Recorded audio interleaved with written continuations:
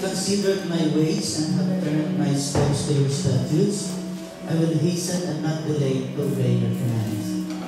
Again, I have considered my ways and have turned my steps to your statutes. I will hasten and not delay to obey your commands. O Lord, dalangin namin Panginoon na kapalain po ang aming pinagbinig salita para lubusan na po namin makonsider ang aming mga ways o God, ang aming pong paglabag at pagsunod sa iyo dahil ito'y para po sa kabubuti o ikakasama namin kung kami ay sumuway sa iyo, Panginoon. Kaya dalangin namin na let your Spirit enlighten our hearts, our understanding ng sa ganun po, O Diyos, hindi po lalabas sa kabilang tenga ang aming mapapakinggan, pagdos kami po ay makapag-obey, kami ay tatalima sa lahat po ng aming mapapakinggan at ng iyong kautusan. And we pray, O God, that as we listen to your word, you will also listen to our prayers. In Jesus' name. Amen. Amen. Amen. Pagkakabang sa iyo, isang pinagpalang hapon po sa inyong lahat. Mayroon po tayong dalawang certificates, tatlo actually, pero wala yung isa. Kaya gusto ko pong tawagin ang ating kapatid na si Brother Jed at saka Sister Eva para sa kanilang baptismal certificates. Water baptism.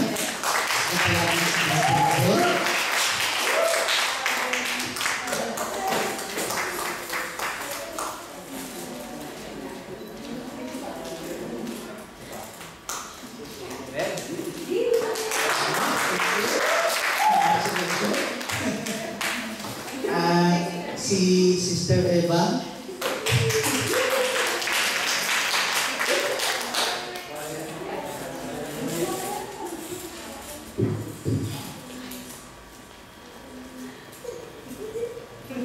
Shy daw siya.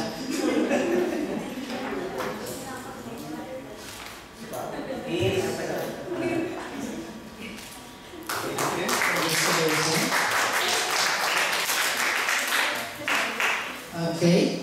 Maaaring para sa inyo ay ordinary certificates lang yan. Ginagawa ko po yan just to acknowledge na mahalaga po yung decision na ginawa niyo. Amen. Sabi nga sa Bible is, kapag binuksan natin ang ating puso at tinanggap ang Panginoon as personal Lord and Savior, ang ating pong mga pangalan ay naisulat sa aklat ng buhay. Amen. Gusto ko pong i-share sa hapong ito ang consideration for kingdom's sake. Kasi noong kami po ay nasa Cornwall, may mga makikilid na kalsada doon. Mayroon pang nakalagay sa karitula or parang signboard na sabi doon, ano daw, slow down for fox sake. Parang FOX.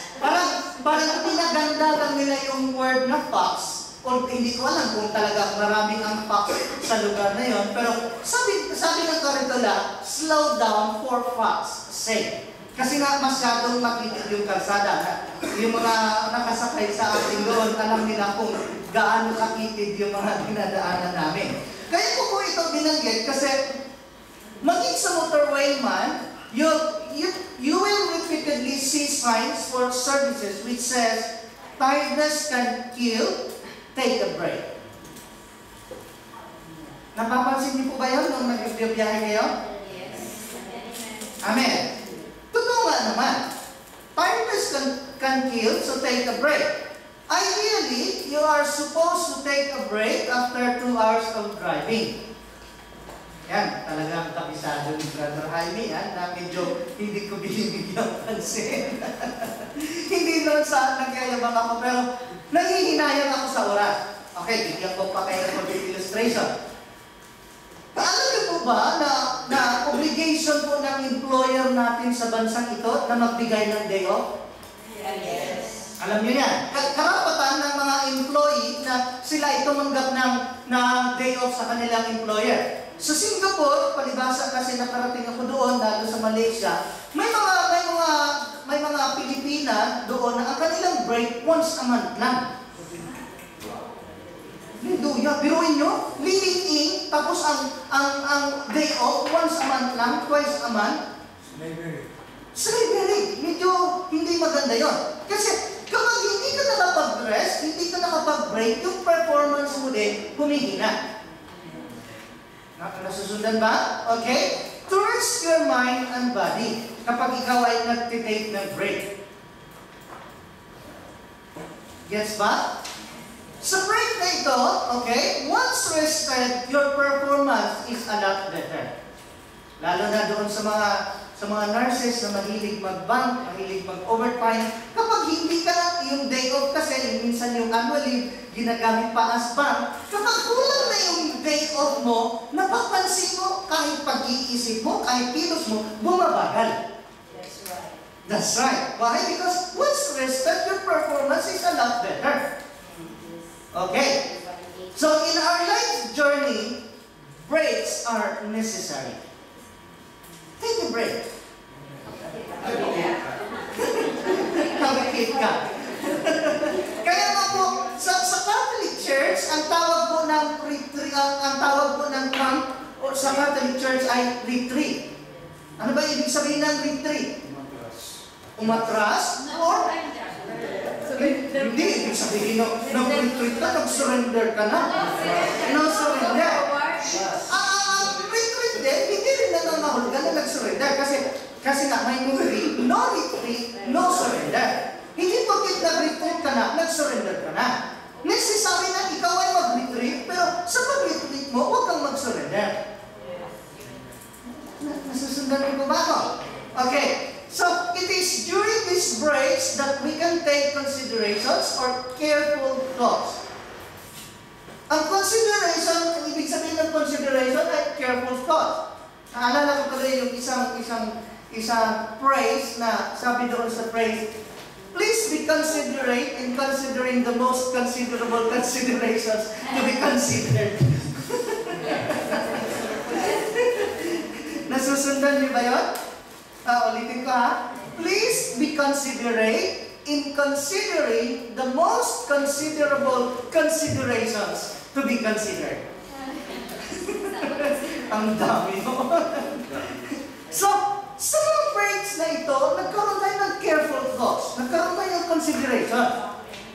Hindi yung sugod na lang ng sugod. Alam niyo po ba gaano ka-importante yung break? Example na lang. Yung sa boxing, yung 3 minutes na, 3-minute round, 1 round, akala niyo ba mabilis yun? Ha? Ang tagal nun. Medyo nakapag-sessions ako ng ilang sessions naman ng kickboxing, parang pagtunaw na ng taba. Sinubukan ko mag 3 rounds na hindi naman yung full na suntok talaga. Yung ano lang, jab-jab lang. Ang tagal pala ng 3 minutes. Kinapos yung hininga ko. No wonder na yung 1-minute break in between sa rounds, malaking bagay yun. Sa buhay mo ba, natitake ka ng breaks para magkaroon ka ng consideration? O tuloy-tuloy lang. Sige lang. Okay. So, ngayon natin, okay? Sa breaks pala ito, ayan, nag-break din. Sa breaks na ito, we can reassess ourselves journey-wise. Nasusundan ba? So, ang aim natin sa topic nito, for us to make careful considerations in relation to the kingdom of God. Pangalawa, for us to make necessary adjustments for our journey. Kung kailangan mo mag-adjust, mag-adjust. Yes? Okay, so during breaks, ito yung mga considerations or ito yung mga katanungan na dapat natin i-consider. Una, am I satisfied with the course I'm currently on? Naalala yung topic natin last week na kinuha natin sa analogy ng pilot at saka ng control tower. Una nga kailangan natin ay determine destination. Pangalawa, flight plan. Very good. Pangatlo, monitoring our path. Pang-apat, follow all instructions from the control tower. And fifth, stay steady unless redirected. At pang-anim, watch your landing. Parang nasa notes ko kayo sa Facebook. notes para ma-review nyo, para matingnan nyo ulit. Okay, so, ngayong araw na ito, hindi natin kukunin sa analogy ng isang pilot at saka sa control tower, kundi yung life journey as a whole. Amen. So kung ikaw ay nag-take ng break sa journey mo, sa life journey mo, during your breaks, kinoconsider mo ba, tinatanong mo ba, I am satisfied with the course I'm currently on? Yes. Yes?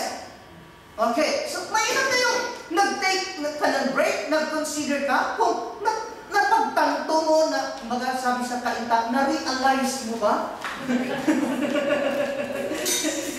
So, isa yun sa mga consideration kapag ikaw ay nag-take ng break. Pangalawa, is the course I'm on enabling me to fulfill my purpose?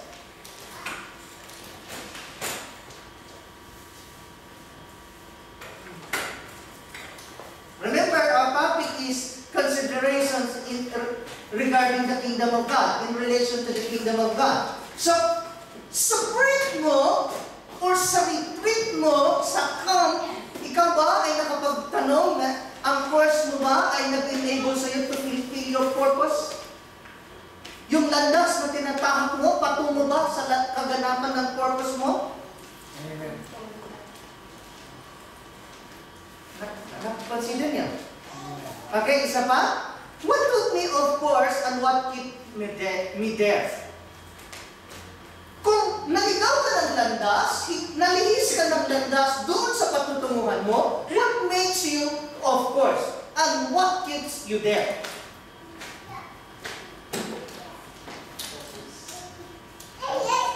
Kaya nga, consideration, i-explain ko pa yan mamaya. Proverbs chapter 24 verse 12 yan, hindi yan 16. 24 verse 16. Iba pala yung Proverbs 14:12. Proverbs 24 verse 16, for a righteous man may fall 7 times and rise again, but the wicked shall fall by calamity. Pastor, hindi ko maintindihan sarili ko. Umaattend ako ng church pero nagkakasala pa rin ako. Ibig ba sabihin, pag nagkasala ka, hindi ka na righteous? No. Still righteous. We're still righteous. Ang kaibahan ng righteous at saka sa wicked, ang righteous man may fall 7 times but rise again. Ang wicked, hindi marunong mag-rise again. Kumbaga, sa Tagalog, ang mga righteous nadadapa sa pagkakasala, pero ang mga wicked hindi nadapa, kundi dumapa at lumublog pa sa kasalanan. Natural lang yung tayo magkasala. Nasa katawan pa tayo eh. Nasusundan. Okay? So, after ka na ikaw ay maligaw ng landas, ikaw ba ay bumalik sa tamang landas? Kung napatagal ka sa pagkaligaw mo ng tamang landas, sa maling landas, ano ang pumipigil sa iyo doon? Na-realize mo ba? Pang-apat, by the way, ang pinag-usapan natin is yung considerations in relation to the kingdom of God. Ito yung mga dapat natin i-carefully, i-consider natin, lalo na sa pag-take ng break. Okay, pang-apat na i-question or i-consider natin during breaks, does my way of spending my time contributes to my vision?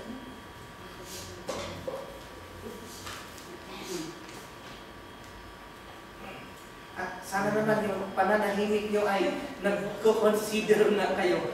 Oo nga naman. Kaysa naman maubos ko ang oras ko sa Facebook, wala naman ako na pala. Updated ka lang sa mga chika. Nasusundan ba?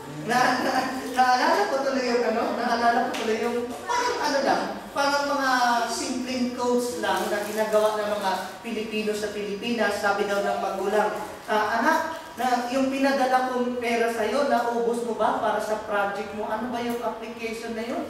Ano ba yung bibilhin mong appliance? iPad? Hindi kasi alam ng magulang, iba na pala pinagkaabalahan ng kanilang anak. So, ibig sabihin, kung makatapos sa pag-aaral, dapat busy sa pag-aaral. Amen ba? So, consider this question. Does my way of spending my time contribute to my vision? Ikaw nakakaalam yan. Isa pang dapat mong i-consider na katanungan, are my deeds in secret take me to my purpose? Yung ginagawa mo sa private life mo, ito ba yung magdadala sa'yo para sa katuparan ng purpose mo? Sa katuparan ng pangarap, ng dream mo, ng destiny mo, ng goal mo? O baka naman, pag may nakakita lang, kaya mo ginagawa ang bagay nito, pero pag wala na, kayo na lang ho. Gets ba? Okay, so, have I been distracted from course, and what happened? Hindi ako, may mga tao sa Pilipinas, or hindi lang sa Pilipinas, na yung papalit-palit ng kurso, yung kurso talaga na yung para sa profession ba, papalit-palit ng kurso. Paano makatapos kung papalit-palit ng kurso? Lalo na sa Pilipinas na may mga preparatory courses, wala na tinatawag nilang AB. Ang pinakamahirap na kurso, AB. 4 years, AB pa lang. May CDEFG pa. Hindi ba? Pagka kukuha ka ng law, kukuha ka ng AB muna. Nasusundan niyo ang point ko? Kasi lang, may mga estudyante na kung ano-anong kurso kinukuha kasi distracted sila. Sa life journey mo, ano ang nakadistract sa'yo and what happened when you get distracted? Ha? Hindi, I mean, noong distracted ka, ano nangyari sa'yo? You fall down, okay? Or what makes you distracted? Problems. Very good. Ano pa? Circumstances. Pero nung sinabi ito pa, alam niyo po ba kung bakit sinabi ng Hebrews chapter 12 verse 2 na fix your eyes unto Jesus, the author and finisher of our faith? Alam niyo po ba kung bakit? Kasi kung titingin kayo sa akin, kung titingin kayo sa kapwa nyo, kung titingin kayo sa naglilingkod, at kung hindi nakafix kay Jesus ang atensyon nyo, babagsak at babagsak kayo.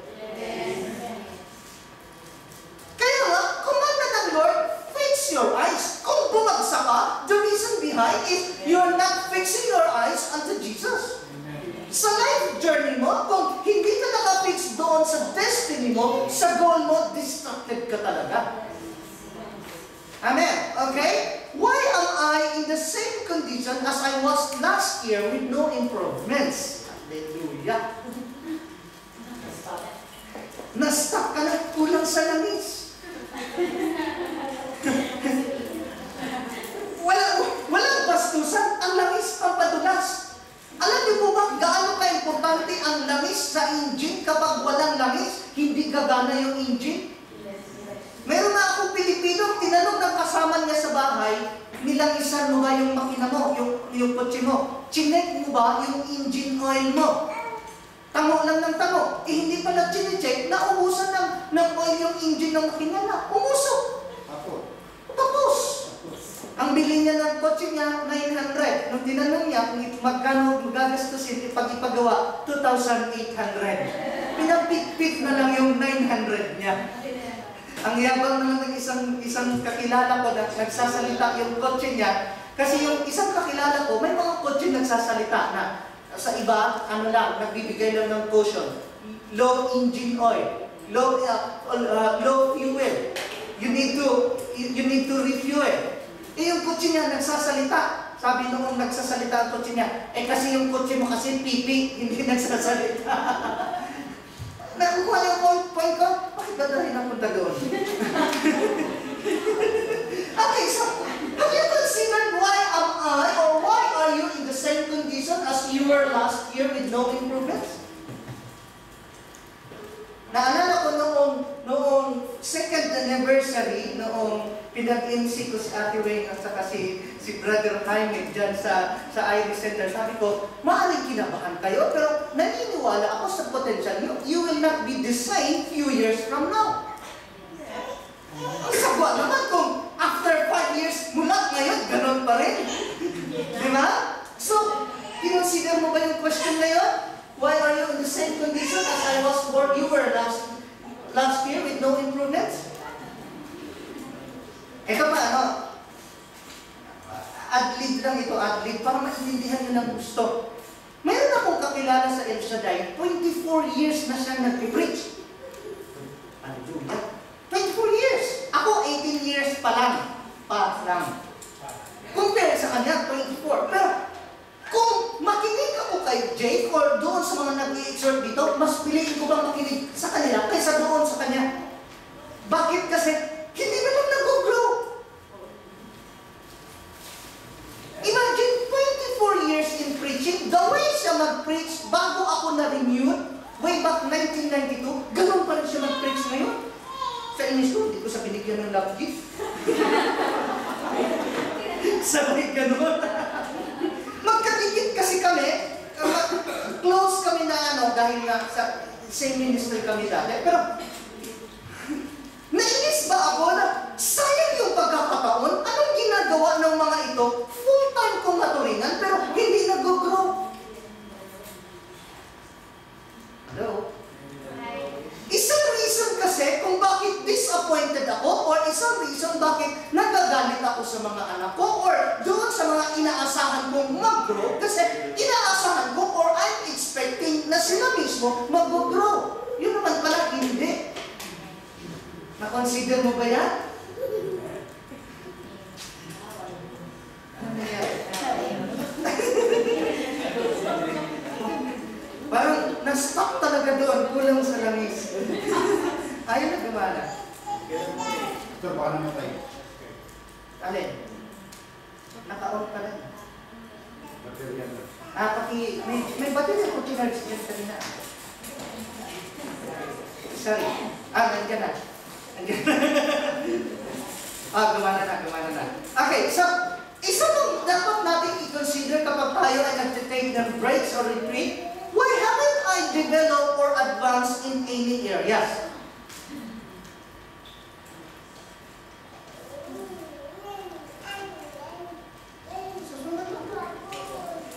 Okay, dahil nasusundan na. Does what I'm doing have eternal values?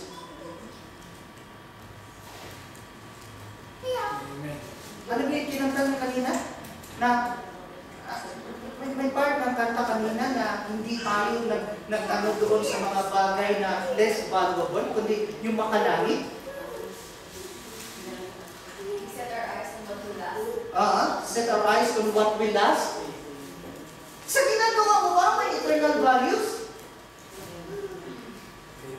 Dapat i-consider mo yan. Kung hindi mo yan i-consider, nawala na naman. Kailangan talaga ng battery. May sinunod sa kung isa dyan. Okay, so unless you address these questions, your life will remain the same. Kung hindi mo daw i-address, hindi mo pagbigyan pansin ang mga katunungan na ito, no wonder your life will remain the same. Baka naman si Morris Cirulo, panay preach niya, your life will never be the same once you receive Jesus. Pero may mga tao, ang tagal-tagal na sa church, hindi nagbabago because they don't address these questions, they don't consider them. Amen. Okay? Reasons and circumstances to consider that indicates course correction. Naintindihan niyo po ba yan? Naintindihan niyo po ba yan? Balik mo na. Sorry,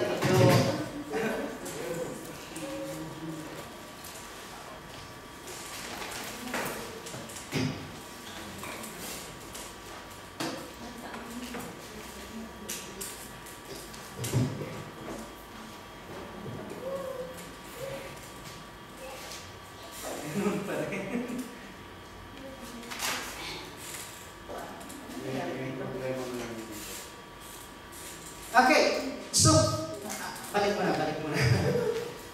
Sabi dito, reasons and circumstances to consider that indicates course correction. Ito yung kapag nagre-retreat ka, nagtitake break ka sa life journey mo, ito yung reason na mag-course correction ka.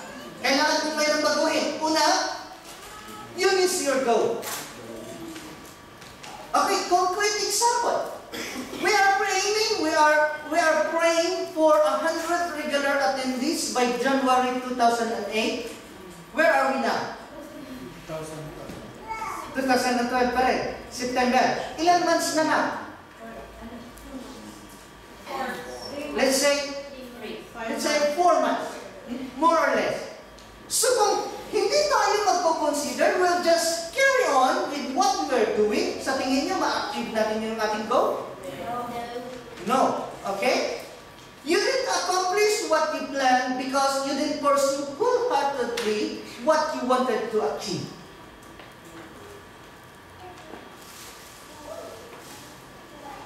Okay, ito, example na, example.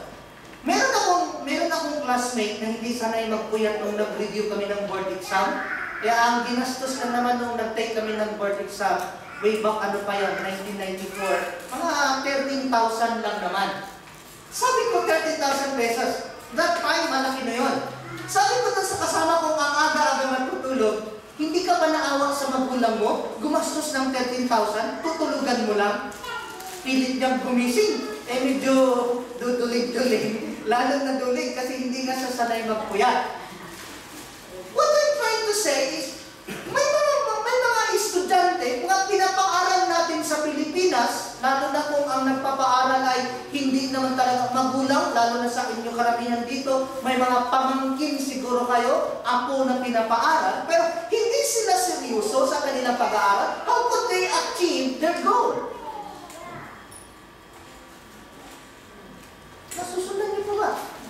Ganun din, kung may goal tayo na 100 regular attendees by January, kung hindi natin na-achieve to, isang reason is we're not giving our hearts wholeheartedly para ma-achieve yun. Parang okay na sa atin kung ma-achieve, pero pag hindi, okay lang. Okay? Your course correction would be to go back to the original flight plan. Nasusundan. Okay? Isa pang reason na dapat natin i-consider or nag-indicate na mag-course correction tayo, you know what you're doing is damaging your life and life's purpose. Hello? Diyan pa ba kayo? O nagko-consider na kayo? Mainam na yung klaro. So, nung ikaw ay nagre-retreat, kino-consider mo ba na ang ginagawa mo is damaging to your life or to your life's purpose? Kung wala ka namang damaging sa buhay mo, fine. But if you know that there's something damaging your life and your life's purpose, you should take a change of course of direction. Kaya nga, ito yung sikat sa retreat, 180-degree turn. Yes? Life is what you make it. Do you agree with me if I say life is what you make it? Nobody else is responsible of what you become. Why? Because life is what you make it. Kung gusto mong umasenso sa buhay mo, life is what you make it. Kung gusto mong maghirap ka, life is what you make it.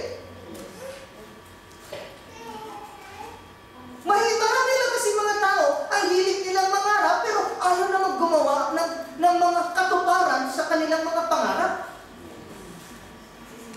Gets ba? Okay. We get in trouble by our own actions. If we wanted to pursue our purpose, we have to change our actions.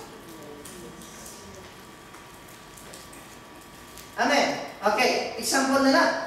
Alam niyo po ba that money is not the solution to our debts, but attitude or discipline is? Walang personalan na naman ito, ha? Patunayan ko po sa inyo na hindi po pera ang solusyon sa ating mga utang. Bakit? Papakita ko sa inyo. Noong bago ka nakarating ng London, nung nasa Pilipinas ka ba, ganun ba kalaki utang mo? Or may utang ka ba? May utang pa rin. Pero, nung nagpunta ka ng London, dapat kumita ka ng malaki, mawala na ang utang. Meron pa rin. Sa maliwanag, hindi pera ang solusyon sa utang, kundi attitude. Disiplina. Nadagdagan pa kasi may nakaprogram na sa isip natin, mayroon na tayong kinikita, so ang lakas na ng loob natin mangutang. Sabi ayaw natin mangutang. Klaro? Klaro? Okay, so if your expenses is higher than your income, the result is utang. Life is what you make it. If you wanted to be free from utang, huwag ka na mangutang. Naalala niyo yung tatlong klase ng budget? Ano na ulit yung tatlong klase ng budget? Need budget. Pangatlo yung wants. Pangalawa is affordable budget. And then, wants budget.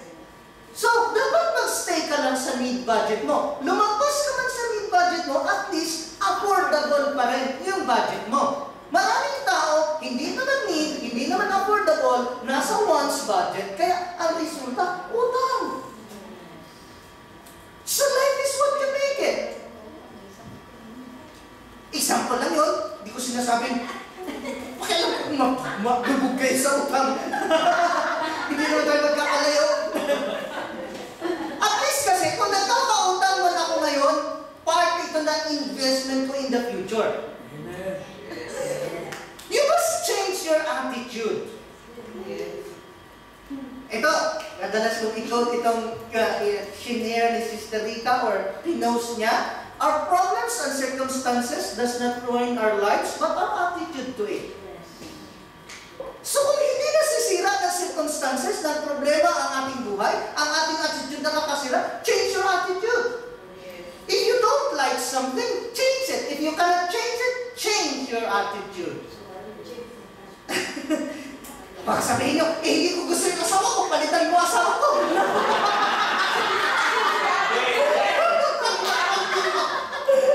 Change your attitude sa asawa mo.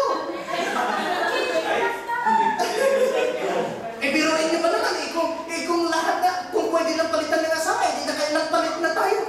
Kasi yung ipapalit mo, ang dami mo rin, hindi mo pwede magustuhan. Hindi mo rin magustuhan lahat. Mas worse pa. Correct. Akala din ng iba, ang solusyon, magpalit ng church. Paglipat ng ibang church, may problema na naman. Bakit? Because ang church, okay, maaaring may nakita sila sa church, lalo na sa pastor, pero kung hindi mo masusolve, hindi mo ma-change yung attitude mo, kahit sa church ka pumunta, the same test you will face. Yes. Amen. That's why sabi ni Tay, kapag sa mga test na yan, kapag nag-overcome ka, magiging testimony mo yan. Amen? Ewan ko lang kung ganyan kayo ka-sensitive sa mga prayers, sa mga sinasabi ng nagilig. Okay, ito, pag hindi ito nasagot ni Jake. Psalm 105 verse 19. Sige nga. Hindi na talaga ako impressed sa'yo pag hindi mo alam ito. Kinote mo ito eh. Inulit ko ba after ng talk mo sa camp? Wala na. Psalm 119 verse 17, he sent a man, okay? He sent a man before them, Joseph, who was sold as a slave. Verse 18, they hurt his feet with fetters. He was laid in irons. Verse 19, until the time that his word came to pass, the word of the Lord tested him. Sa pagkakot ni Jake, ang character ni Joseph ang tinitest ng Lord. Sa sitwasyon na meron ka, aware ka ba na tinitest lang ng Lord ang character o ang attitude mo? Baka naman reklamo ka ng reklamo, hindi mo alam, kaya ka pala pinapa-undergo ng the same test para matanggal yung pagre-reklamo mo. Eh kung hindi maalis yung pagre-reklamo mo, hindi maalis yung test. Ganun lang yun. Gets ba? Okay, isa pa? You experience unexpected disruptions. So dito papasok ang ating this is where our adaptability is needed. Yung marunong tayo mag-adjust. Nasabi ko nga sa inyo noong nagpunta ako sa kapatid ko, malapit sa Scotland, hindi ko alam na doon dito pala ako, pero nag-adjust ako.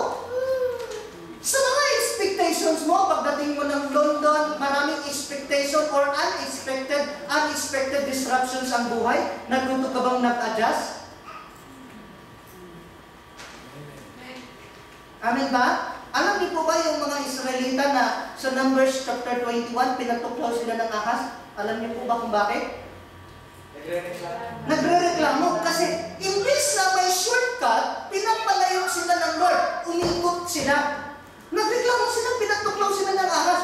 Sana kung natutunan nilang mag-adjust, kung mayroong disruptions ang kanilang plan, ang kanilang life, they should learn to adjust. Kaysa puro ka na lang reklamo. Hello?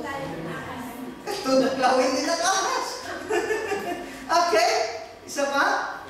Expect for the best, but prepare for the worst. Are you aware of that saying? Okay, i-expect mo ang the best ng buhay mo, pero prepare for the worst. 1 Peter chapter 4 verse 1. Okay, tingnan natin ang 1 Peter chapter 4 verse 1 and 2. May sinasabi ang Bible na dapat naka-prepare ang ating isipan sa mga bagay na ito. Okay? 1 Peter chapter 4 verse 1. Therefore, since Christ suffered for us in the flesh, arm yourselves also with the same mind. Nasusundan ba? 1 Peter chapter 4 verse 1. Kung si Jesus daw ay nag-suffer in the flesh, arm yourselves with the same mind. Nakaka-relate ba kayo? So kung may disruptions, arm ka na, may sandal ka na ang isip mo, naka-prepare ka na to adjust whatever unexpected disruptions, hindi ka mahihirapan.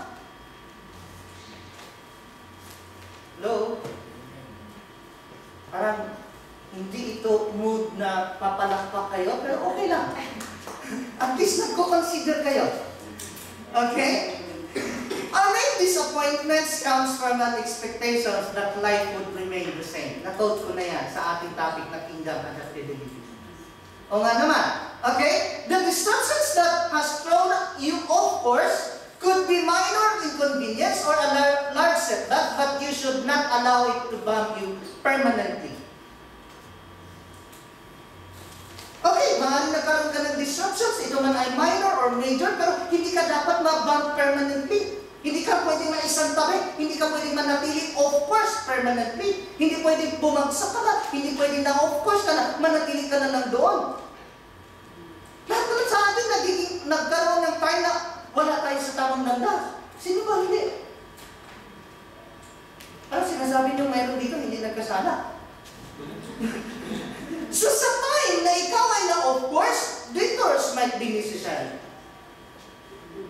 Take a detour. Dating daan.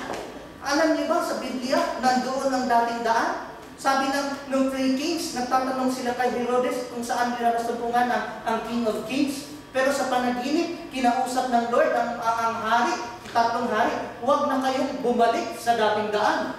Kala niyo ba? Kala niyo, ha? Bakit sila nang marunong? Hindi ka marunong yan. Di ba sabi ng Lord, huwag na kayong bumalik sa dating daan kasi papatayin kayo ni Herodes. Kayo talaga. Okay? If you're not ready for your destiny, dapat mag-break ka na talaga. Dapat i-consider mo yun. Noong naligaw kami, dahil pinapangunahan mo si Brother Rainer, si Brother Romel, paulit-ulit nung naligaw kasi pilit na akong dadalhin noong SAPNAP doon sa walang traffic. Ako naman, gusto kong magpatuloy doon sa alam ko, nagkakaroon kami ng problema ng SAPNAP. So, minsan tumigil ako. Pagtigil ko, sinet ko ulit, doon pa rin ako dinala. Kasi inililihis na ako doon sa may traffic. Nasusunod. So kung, if you're not heading to your destiny, dapat mag-change direction ka na. Baka naman gusto mong pumunta ka ng Cornwall, tapos ang biyahe mo, papuntang Chelsea or Norwich pala, dito sa kabila, sa M11, hindi ka talaga makarating ng Cornwall. Okay? Ito na nga yung 180-degree turn. There is a way that seems right to a man, but its end is the way of death. Sabi ng Proverbs 14:12. So kung maaari sa tingin mo sa ngayon, yung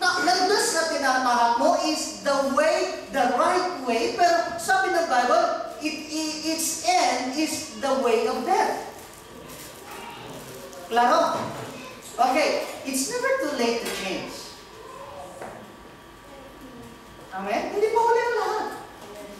Okay, so, isa pa, you displace your values. Kung dumating ka na sa time ng buhay mo na you displace your values, yung mga bagay na pinapahalagahan mo, iba na, dapat nag-retreat ka na. Dapat nag-change ng course of direction ka na. Displacing crucial spiritual and moral values will always throw us off course. Amen ba? We might have to change our priorities. Baka naman, hindi na kingdom of God yung priorities natin, kaya tayo maliligaw ng landas. Amen. We might have abused God's grace. But pwede ba lang i-abuse yung God's grace? Bigyan ko kayo ng magandang example ng pag-abuse ng God's grace. Sabihin ni Satanas, sige, gawin mo na yan. Patatawarin ka naman ni Lord. Ikaw naman, okay, kasi ang kapatawaran ng Lord never ending. Sabihin mo pa, and His mercy endures forever. Ginawa mo. Eto naman, nagpatawad at humingi ka ng tawad. Pinatawad ka. Nagsisi ka na. Tapos mong magsisi, sulan ka ng Satanas. Once tasted, always wanted. Ulitin mo, patawarin pa rin naman. Ginawa mo na naman ulit. I'm using God's grace yan. 2 Corinthians 6:1, we then, as workers together with Him, also plead with you not to receive the grace of God in vain. Claro? Okay? You're out of time. Maaring marami sa atin, parang hindi seryoso sa calling, hindi seryoso sa life's purpose, hindi seryoso sa ating destiny, kasi hindi natin napoconsider na we are running out of time. John chapter 9 verse 4, I must work for the works of Him who sent me while it is day. The night is coming when no one can work. So habang araw pa, dapat kumikilos na tayo kasi darating yung gabi na hindi na pwede magtrabaho. Pwede ka na manood ng palabas. Gabi na, kumander. Nasusundan. Okay, so nasusundan niyo yung mga indications, dapat na mag-change course na tayo. Ito yung mga susi para tayo ay makapag-consider in relation to the kingdom. Una, review, revise, and reset your vision. Nakote ni Joel chapter 2 verse 28, and pangako ng Lord, I will pour out my spirit upon all flesh, on every old man and young men, they will see visions. Ano ang visions mo sa buhay? Ano pananaw mo? So, i-review mo yan. Hindi lang i-review, i-revise mo and reset your vision. Okay, bigyan ko pa kayo ng magandang illustration. Hindi tayo lalayo sa tulog lang. Yung saknab ko, lumak na kasi. Wala pang postcode. Address lang. So, kapag nilagay ko sa address, let's say, for example, yan, World Street, kapag inilagay ko sa saknab yan, lalabas lahat ng World Street doon. Nasusunod. Lalo na po sa Pilipinas, hindi pwede ang saknab sa Pilipinas. Malilito. Maglagay ka ng JP Rizal, naku, 1 milyon yung lalabas. Nasusundan ba? Maaaring kakawin, pero hindi yun ang tinutukoy mo. So, you review, revise, and reset your vision. Okay? If you want to make a course correction, re-examine your God-given purpose or what you want to become.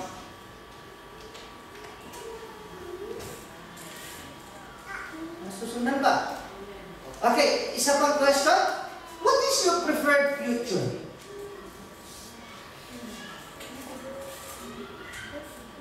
Ano yung preferred future mo? By the way, patalastas, from now on, yung Bible study para doon sa mga nag-e-exhort, gagawin ko after ng kainan para yung gustong matututo, kung gusto niyo matututo at makinig, pwede kayong umattend. Hindi naman matagal yun, mga 20-25 minutes, at most na siguro yung 30, depende kung marami kayong question. At least, matutunan niyo rin yun, additional. Okay? Welcome, Brother Boy, we miss you.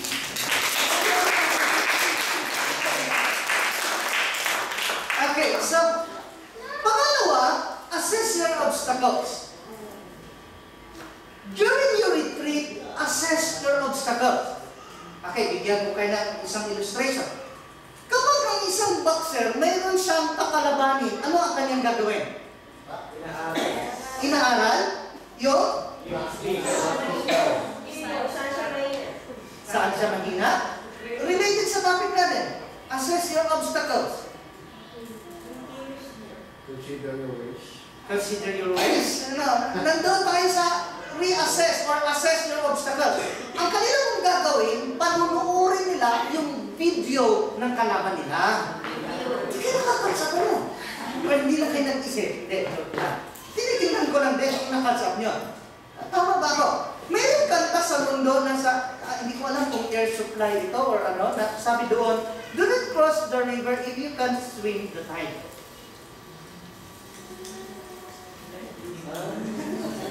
Naalala niyo yung kanta na yan? Okay. So kung hindi mo kayang tawirin yung tide, yung ano ba yun? Current, okay? Yung current ng tubig, huwag ka na tumawid. Okay, diba? Gusto kong maintindihan niyo talaga ng gusto eh. Gusto kong i-illustrate ng gusto. Nung nag-surfing kami, yung nag-aral kami paano magsubsob, nilapitan kami ng nilapitan kami ng lifeguard kasi danger area. Kasi kung titignan mo sa taas ng mga alon, walang current. Pero nagtututo kami, bigla kami napadpad doon. Kasi malakas yung current ng tubig sa point na yon. Ganon din, if you cannot swim the tide, do not cross the river. You should assess your obstacles. Nasusundan ba? Ganon. Kino-consider mo ba? Kaya ko ba ito? Malampasan ko ba ito? Ano bang gagawin ko para ma-overcome ko ito? Ginagawa mo ba yun? Okay? Isa pang susi para sa pag-consider regarding sa kingdom, learn from the mistakes of others.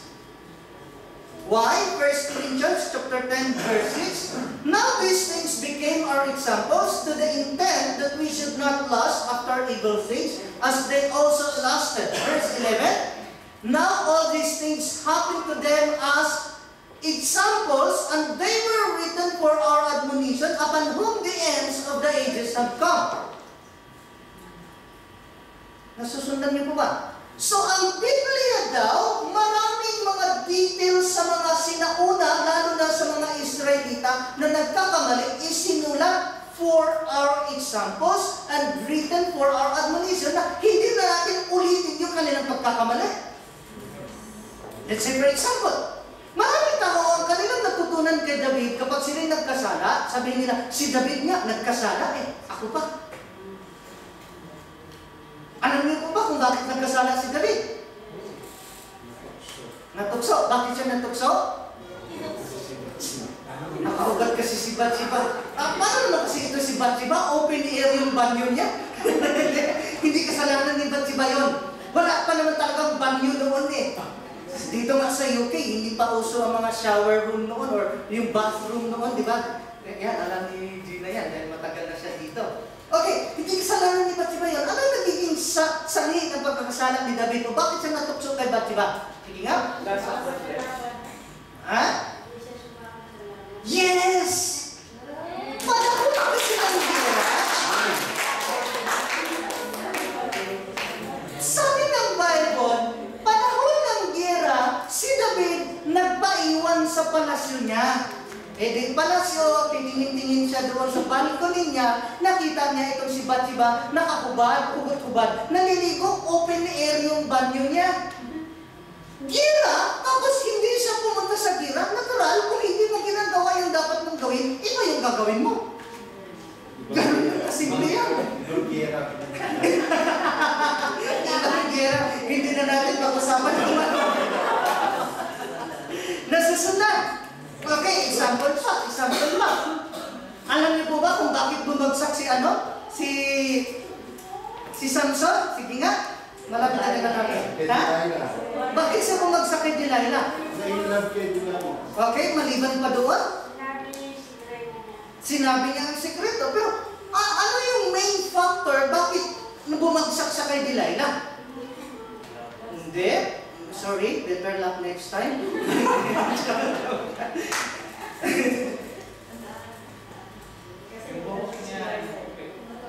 Hindi niya nakukuha. Si Samson kasi, dapat isa siyang lingkod ng Lord, dapat magpakababad siya sa presensya ng Lord. Kaso alam niyo kung saan babad si Samson? Sa suho.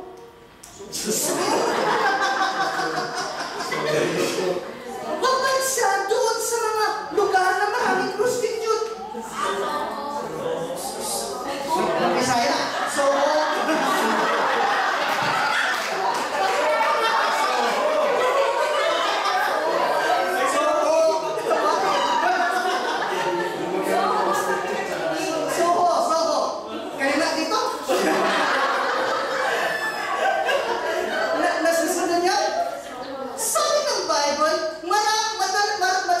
Samson pumupunta doon sa maraming prostitute. Madalas siyang gumamit ng prostitute. Imagine niyo na lang, kung ako yung gumamit ng prostitute, baka wala nang aatin sa church kasi ano ba yung pastor na yun? Lagi namang may prostitute. Hallelujah. Ganyan si Samson. Natural, kung saan ka babad, hindi ka babad sa salita ng Diyos, babagsak ka talaga. So, sabi ng 1 Corinthians chapter 10, verse 6 and 11, they were written for our examples, for our admonition. Dapat matuto na tayo sa kanilang pagkakamali na hindi na dapat maulit. Amen. Okay? Pang-apat, cut off relationships that are hazardous to you. 1 Corinthians 15:33, wala dyan.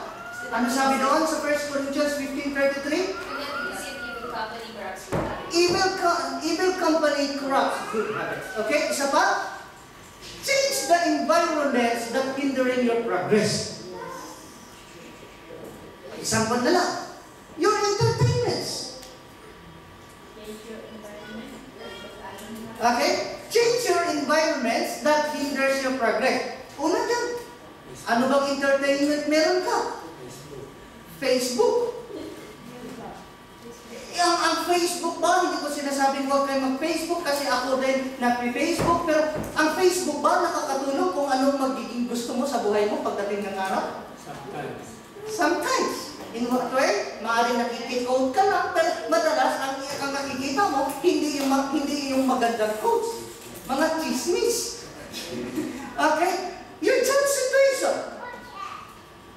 Ito ba ay nakapag-enable sa'yo para sa progress or para sa destiny mo, para sa goal mo? Isa pa, your association. Environment mo yan. Saan ka ba associated? Sino ba barkada mo? Sino ba mga kadikit mo? Maliban pa doon, your habits, especially the secret ones. Ano ba habit mo? Halimbawa ako, sinasabi ko sa inyo, ang habit ko ngayon, magbasa. Bihira na ako makapanood ng TV. Siguro nakapanood na ako ng TV once a month. Hindi ko sinasabing masama ang manood ng TV. Pero para sa akin, anong ituturo ko sa inyo kung hindi ako magbasa? Hindi ako nakaka-attend ng seminar. Wala akong Bible conference na pinupuntahan. Hindi ko nag-aral ng Bible school. So, sariling sikap ko yung sinishare ko sa inyo. Ano ba habits mo? Sige nga. Premier Radio. That's good. Premier Radio. Christian Radio. Okay? Panganin, look for God's detours. The past is history. Today is the beginning Of your future. Okay, isa pa? The course you are currently on will affect your whole life. Amen. If you need to make a correction, take the courage and do it now. Yes. Amen. Progress is impossible without change, and those who cannot change their minds cannot change anything. Kaya nga, Matthew 4:17, repent or change your mind. Because if you cannot change your mind, you cannot change your attitude. If you cannot change your attitude, you cannot change your actions. Challenge. Sabi ko sa inyo, hindi tayo lalayo sa tuot lagi. Natanong mo ba sarili mo, am I going the way I wanted to be? Amen. Amen God? Kingdom-wise. Kasi nga, sabi ng Bible, seek ye first the kingdom of God and His righteousness. Kingdom-wise, sa life's journey mo, are you going the way you wanted to be? Isa pang tanong, are you becoming the man or woman you committed yourself to be? Hello? Nagmumuni-muni. Isa pang tanong, I am doing things that will cause me to develop into the person I want to become. Conclusion ulit, Psalm 119 verse 59, I have considered my ways and have turned my steps to your statutes. Verse 16, I will hasten and not delay to obey your commands. So at least, nakikita nyo, ganyan ka-importante ang mag-retreat, ganyan ka-importante ang mag-take ng breaks na kahit nga si Lord kinumad niya na take rest on the Sabbath day. We have to labor 6 days a week, pero yung 1 day na yan, rest natin yan. So, magkaroon tayo ng careful thoughts, magkaroon tayo ng consideration. Nangyayari po kayo tumayo.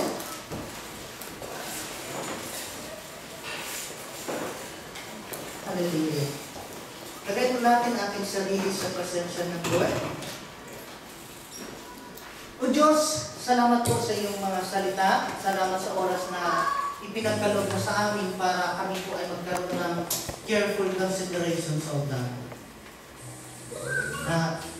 Sabi mo nga, Lord, sa iyong salita, or maging si David man na kinasyahan ng iyong Espiritu, O Lord God, your word is a lamp unto my feet and a light unto our path, O God. Na masasabi mo, O Lord, doon sa mga taong na natilit sa kadiliman, the glorious light of the gospel has shined upon them. So Lord, minsan, inaamin namin, nadidimlan kami. May mga time na nagiging empty yung aming mga buhay, nagiging empty ang aming mga puso. Pero, salamat o Lord God, sa mga panahon na yun, hindi mo kami pinabayaan. Hindi mo kami iniiwan. Nasabi nga ng aming kapatid, O Lord God, salamat at nasumpungan ka namin. Nakapakinig kami ng iyong salita. Kung hindi kami nakapakinig ng iyong salita, maaaring napawalay na kami sa iyo, maaaring kung ano-anong landas na aming tinatahak, napalayo sa iyo. So Lord, patuloy mo kaming turuan na mag-take time to consider ng aming mga priorities, ng aming mga values of God. Mag-consider ng aming visions, ng aming goal, ng aming purpose sa buhay. Dahil ang pinakakuman mo lang naman sa amin, Lord, napakasimple pero napakalawak. Seek first the kingdom of God and His righteousness, and all these things shall be added unto us. Ikaw po ang siyang patuloy na magtuwid sa bawat isa sa amin, Panginoon. Para kung na-off course na kami, Lord, kami po ay makapanumbalik agad, makapanumbalik karaka-raka, immediately or right after. Dahil sabi mo nga, a righteous man may fall 7 times, but rises again. Sa aming pagkakadapa, O Lord, turuan mo kaming bumangon at patuloy sa aming paglalakbay na naghahanap ng iyong paghahari at nagsasabuhay ng iyong katahimikan. Again, your word says, O God, blessed are those who hunger and thirst for righteousness, for they will be satisfied. Together with David, Panginoon, nasasabi namin, hindi kami magpapalate, hindi po namin ipagmamaliban, Panginoon, ang pagsunod sa iyong kautusan. Again, as David says, O God, it is our delight to do your will. In Jesus' name. Amen. Itaas ko natin kung ano gusto itaas natin sa Lord. Could be a prayer request or offering or ayos sa Lord. Natin yan ang pasalamatan sa Panginoon. Lord, salamat po sa mga biyayang patuloy ng pinagkalong sa akin, Lord God. Sabi nga ng salita sa Deuteronomy chapter 8, verse 17, it is you who have given us the strength to gain wealth para matupad ang iyong covenant sa amin, Lord God. So Lord, bless you po ang aming mga mundo, aming mga kaloob, aming mga ikapo, Panginoon, sa takalang aming ginamit, sa namang takalang gagamitin mo sa amin. Gustong takal, siksik-dikdik natin maabaw, O Diyos. At Lord, ganun din po ang aming mga prayer request, Panginoon. Nagkaisa kami sa pananalalig, sa pananampalataya, Panginoon, na ang lahat ng naisulat na panalangin, ganun din po ang hindi naisulat, ay pinagkaloob mo na. Dahil sabi nga ng panalangin ni Solomon, whatever request that is being lifted up on this place, O God, let it be granted in Jesus' name. And Lord, patuloy niyo po i-bless ang aming mga efforts, ang aming mga pinagkaabalahan sa buhay, aming mga employers, mga tao na kamaligid sa amin, gawin mo kami blessing sa kanila, ganun din po ang aming mga mahal sa buhay na may karamdaman, Lord God. Hindi ba namin mabanggit isa-isa ang kanilang mga pangalan, Panginoon? We pray for their healing, O Lord. Maaaring ito ay imposible na sa tao, pero sa iyo, O Lord, walang imposible. Kaya Lord, sino man yung mga tao na pinahalalan namin, concern namin sa oras na ito, iunan niyo po ang inyong paghimalang kamay at sila'y pagdaling in Jesus' name. Ganun din po, Lord, ang aming mga puso na maaaring palisa, may tao na dinadala kami, Lord, anxious hearts or troubled hearts. Let it be, Lord, na ang kapayapaan, bunga ng iyong Espiritu Banal ay tataglayin ng bawat isa. Hindi man bago yung aming circumstances, may problema man kami, hinaharap pa ulit-ulit, pero dalangin namin, Lord, na ang kapayapaan na ito ay hindi maaalis sa amin. Panginoon, hinahangin po namin ang katuparan ng iyong salita